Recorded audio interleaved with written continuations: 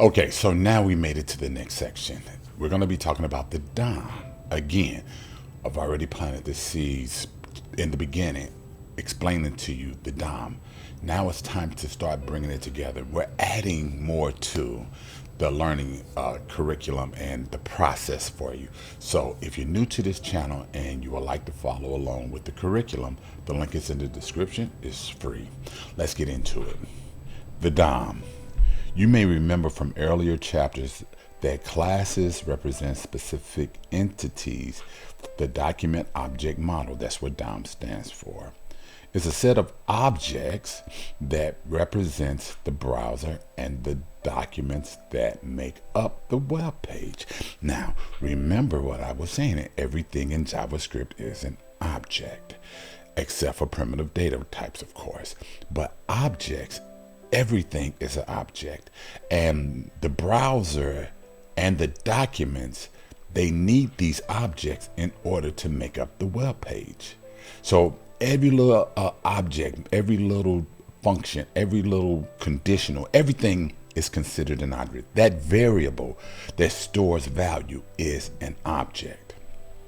Now, the DOM objects are instances of classes that model the structure of the browser. Now, remember, in JavaScript, there are no classes. It's just syntactic sugar. So what are we saying? We're talking about the prototype. Remember that classes are objects. HTML document, HTML elements, element attributes, and CSS. The below figure depicts the parent-child relationships between the DOM objects that make up a web page. So here we go. We need the document. This lets the browser know that this is a document when we do that document type. And then type is an HTML document that's inside of the HTML document have two elements, the head and the body. And I always say this, think of it like a sandwich. You have an open and closing HTML tag, it's the bun. The document is the plate. And then here the head will be your condiments and the body will be your protein. Now, what's important, the name of the actual sandwich is based off of the protein. The body is what's displayed in the browser. So hopefully you get that correlation. So here, global DOM variables. To utilize the DOM in JavaScript, we need to use the DOM global variables. We talked about scoping. So now we're talking about global variable, global versus local. In the next section, we will learn more about the DOM global variables, including their type. For now, let's get used to the idea of using JavaScript to interact with the DOM. To start, we are going to use the window. This is something you want to understand. You may not, when we get over into React, we understand React is going to be declarative. And that means it's kind of a lot of abstraction there. So we want to break this down to you because we will be using this right here, the window and documents. These are your global variables. We know that variables are what? Containers. As mentioned above, we will go into more detail on these variables and what they are later. Now here we go. The window and document. Variables are used to print, remember print, display information about the web page to the browser's console. So here we go. We're putting it inside the script tag. And what are we doing? We're doing what? We're console.logging the page title. This is the title right here. So how do I get that title? By this word document.title. So I know that this is a property and I know that this is an access modifier, that dot, and this document is the object. Well, where am I getting that from? Because we know that the document is the whole entire thing. And so inside of the document, it has this property. This element is considered the property. And then we got here the protocol, window.location.protocol, and it tells you what the protocol, which is the HTTPS.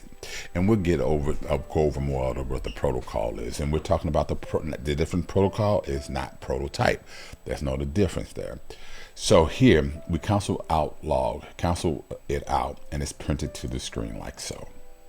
Now, in a dynamic web page using the DOM, Now, the DOM plays a key part in making web pages dynamic.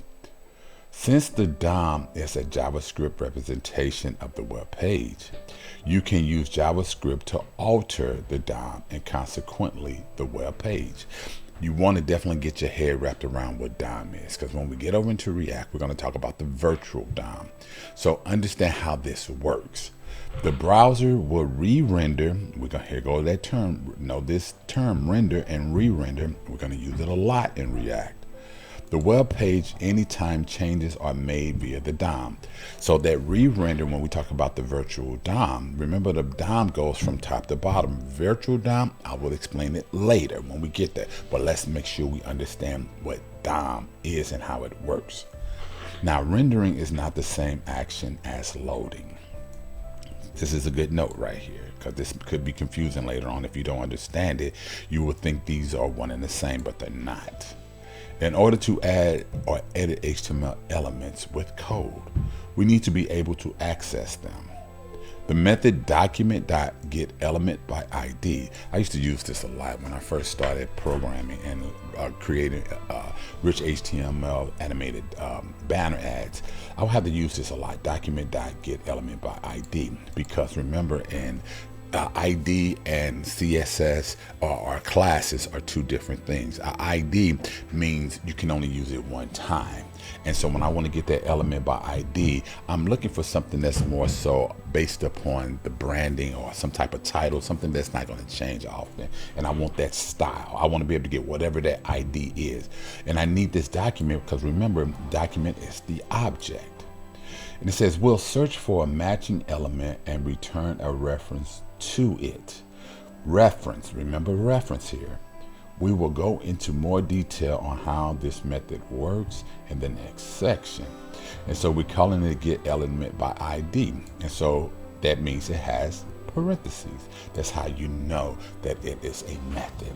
So here we can use the document get element by ID and element.append to add text to the a paragraph tag. So these are things that's good to kind of get an understanding. And we're using high level basic scripting or logic in order to make this work. So what did we create here? Because we understand JavaScript, we created a variable. This is in scope now. This is local because we're using let. That means this P represents a variable. And then inside this variable, we're doing what? Document element get ID main text. And then we use the P, and then we use this particular method where we'll append to it more words about things. So this, like I said, this is something that you didn't write. This is abstraction. This is a method that has been created that's able to append to that paragraph tag, or really this variable right now. And then what we did was we said console.log p.enter HTML. This is a property now, and this is how it works. It appends to this p tag or this variable p, and then it's going to console.log it out. So what is this? What it was saying is doing what? The document get element by ID. The ID is right here. This is what we're going to use for our attribute. So we got the main text. It also can be used in our CSS for the main text. This is something that's probably going to be used once. And so the words about things ... And then what we did was we created that p tag, and what we did, we it's called a variable, which is an object. It's now an object. And then because of this inner property, inner top HTML, it was able to access this particular element and add it to it. So this is something that you definitely want to play around with to get a better understanding. Now here, where to put the script tag.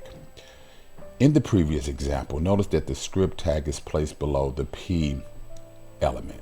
See it right here? And I kind of explained to you why we may do that. In the HTML document, HTML documents are executed top to bottom. There we go. That's why I was saying it goes from top to bottom. The DOM works from top to bottom, line by line. Therefore, a script tag must come after any other elements that will be affected by the code inside the script. So, like I said, you can have many script tags if you wanted to do that. But you got to understand where you're going to place it. If I put this script tag before this element, I'm going to get an error. Play around with that. See what you get. See what happens if you do that, so you can get a better understanding. Tag must come after any other element that will be affected by the code inside the script tag. Later in the chapter, we will learn about another way to handle this. Okay, so let's check our understanding right here. And now what I'm going to do is, the next section is not that long, so I want to include it here as well. So I'm going to click over here and go to the next one, where we talk about more DOM methods and properties. The following sections are a summary of some DOM classes, methods, and properties. A more complete list can be found in the reference links below. You do not need to memorize everything on these references pages. We are providing them to you as a guide for your future studies of the DOM. It's so important to read documentation. I can't stress that enough, because this is going to be your whole career, is reading documentation, understanding how things work. This is going to help eliminate a lot of frustration if you learn to read these documentations. Bookmark these so you can go back and use them as a reference. Now we talk about the window. The global variable window is an instance of the window. Just like in a class, we have an instance of the class. The window class represents the browser window. In the case of multi-tab browsers, the global window variable represents the specific tab in which the JavaScript code is running. Now, I want you to go ahead and I want you to go through the method or property. We use this information. You're going to use alerts. You're going to use them a little bit different in React, but understand something. Understand what it does. It's so important, because you got to know how this stuff works under the hood. So go ahead and go through each one of these, read them. Now it says, note, when using JavaScript in the browser environment, methods and properties defined on the window class are exposed as a global function and variable. Let's make sure we understand we're saying window class, but remember it's still an object. An example of this window.console.log is accessible by referencing console.log directly. So window, and we're going directly with the console.log. So play around with that and see what happens. Now here, the document. The global document variable is an instance of the document class. The document class represents the HTML web page that is read and displayed by the browser. The document class provides properties and methods to find, add, remove, and alter HTML elements inside on the web page. So know the difference between the window and the document. Notice in our example, we're getting access to a particular variable that we created. Let's go back and look at that real quick. We created this variable right here, the P, but we're using the document. We're storing whatever is in the document. You understand this because we've gone over this in the beginning. Now this P tag is an object, but it's getting access to what's inside that document. So we're getting the element by ID. This is stored inside of this particular variable. Where did we get the document, get element by ID? Right here. And so it gives me access to that particular element. Now, after you understand this, go over the methods and properties of the document. You got the title, get element by ID, query selector, and query selector all. These dealing with CSS, as you can see. Read the description.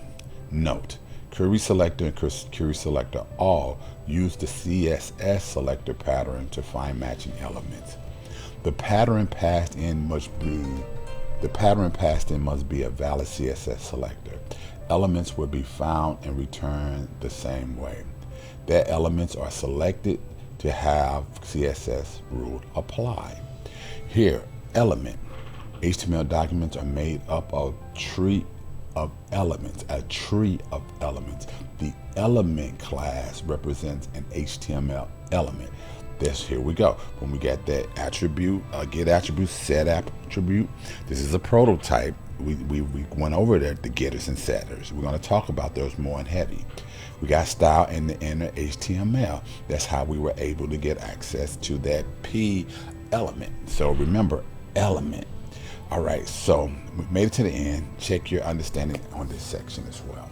Okay, I know this video was a little bit longer. I just want to combine those two particular sections because I kind of want to jump back a little bit to kind of explain a few things. But remember, the more you do, the more you improve. See you in the next section.